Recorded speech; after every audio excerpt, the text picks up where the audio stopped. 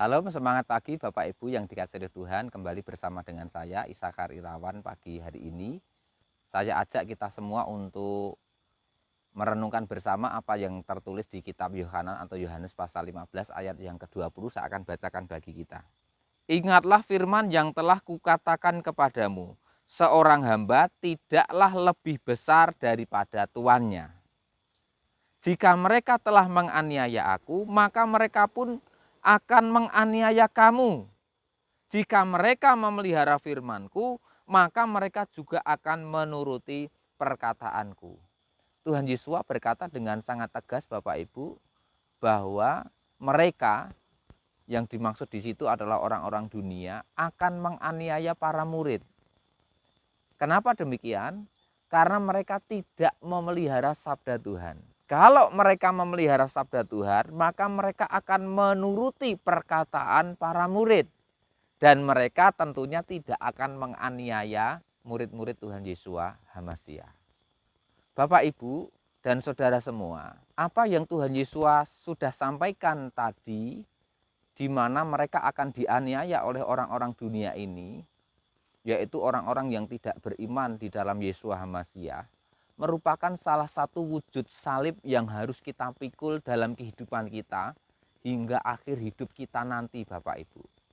Inilah penderitaan yang harus kita tanggung oleh karena iman kita di dalam Yesus Hamasia.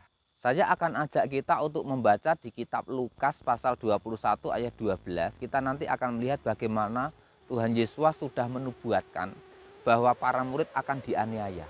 Mereka akan diserahkan ke sinagoga-sinagoga dan juga penjara-penjara, saudara. Lukas 21 ayat 12. Namun sebelum semuanya ini, mereka akan menjatuhkan tangannya kepada kamu dan akan menganiaya seraya menyerahkan ke sinagoga-sinagoga dan penjara-penjara sambil dibawa ke hadapan raja-raja dan gubernur-gubernur demi namaku. Ayat 13. Dan hal itu akan menjadi suatu kesaksian bagimu. Dan kalau kita membaca di Yohanan pasal 16 ayat yang kedua, maka kita juga akan ingat dan memahami bahwa para murid ini akan dikucilkan dari sinagoga. Dan bahwa setiap orang yang membunuh murid-murid Yesua, ia berpikir sedang mempersembahkan ibadah kepada Elohim. Sungguh mengerikan, saudara. Membunuh manusia tetapi dianggap sebagai persembahan ibadah kepada Tuhan. Namun itulah yang dinubuatkan oleh Tuhan Yesus. Ternyata Bapak Ibu, apa yang telah Tuhan Yesus sampaikan tersebut benar-benar terjadi.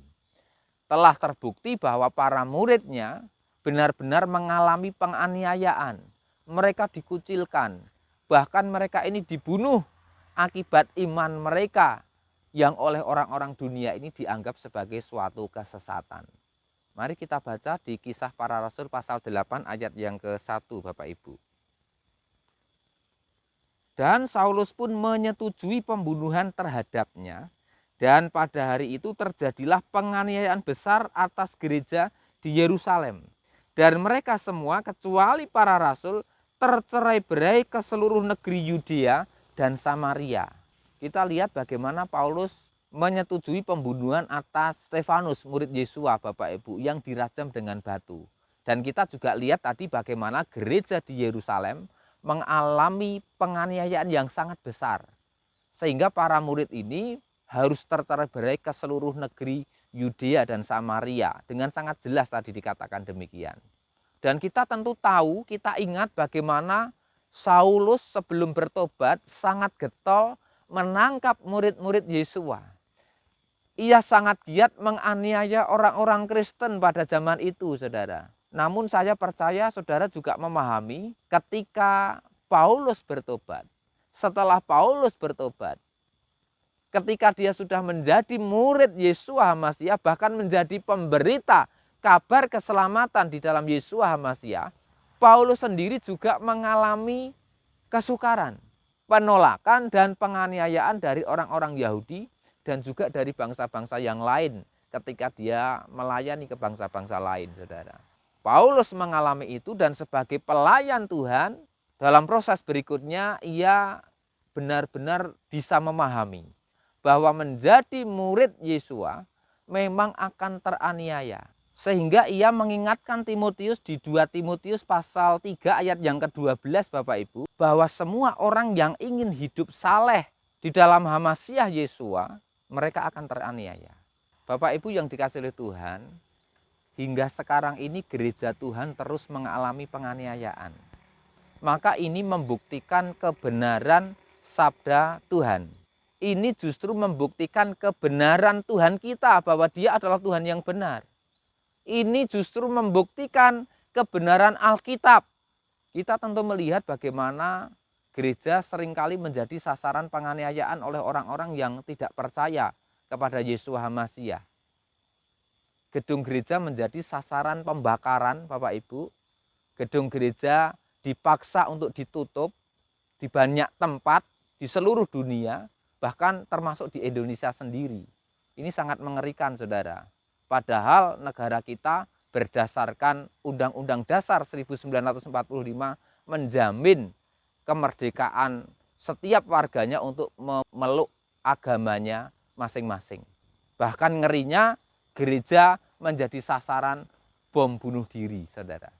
Dan ternyata hingga sekarang ini, meskipun gereja tidak mengalami penganiayaan secara fisik, namun secara psikis, Bapak Ibu, baik secara personal maupun secara organisasi, orang Kristen tetap mengalami penganiayaan.